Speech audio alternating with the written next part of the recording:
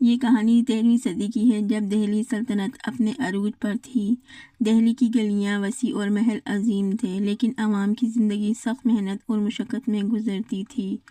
انہی دنوں کا واقعہ ہے کہ ایک مزدور کا واقعہ دہلی کے سلطان کی زندگی بدل گیا۔ سلطان شمس الدین اپنی رعایا کے دکھ درد کو سننے کے لیے اکثر بھیس بدل کر شہر کی گلیوں میں نکلتا تھا۔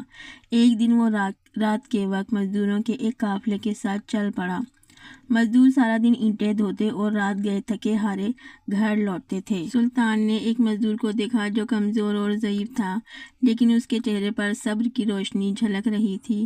سلطان نے اس سے بات کی اور پوچھا، بھائی تم اتنی مشقت کیوں کرتے ہو؟ مزدور نے پسینہ صاف کرتے ہوئے جواب دیا، حضور یہ محنت میری عزت ہے، میں روزی حلال کماتا ہوں تاکہ میرے بچے بھوکے نہ سوئیں، اگر ہاتھ روک لوں تو میری اہل خانہ کو بھوک مار ڈالے گی۔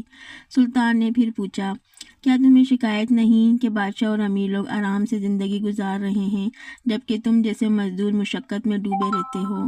مزدور مسکرایا اور بولا، بادشاہ بھی انسان ہے اور مزدور بھی، فرق صرف ذمہ داریوں کا ہے۔ اگر بادشاہ انصاف کرے تو اس کی بادشاہت عبادت ہے، اور اگر مزدور محنت کرے تو اس کی محنت بھی عبادت ہے۔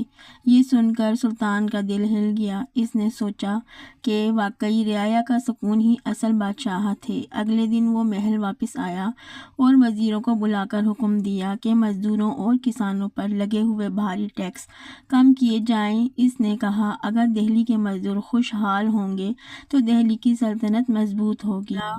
یہ فیصلہ دہلی کی تاریخ کا ایک نیا موڑ تھا۔ مزدوروں کے گھروں میں خوشحالی آنے لگی اور رعایا نے اپنے سلطان کو دعائیں دیں۔ یوں ایک عام مزدور کی سادہ بات نے دہلی کے سلطان کو یاد دلایا کہ اصل طاقت تخت و تاج میں نہیں بلکہ عوام کی خوشحالی میں ہے۔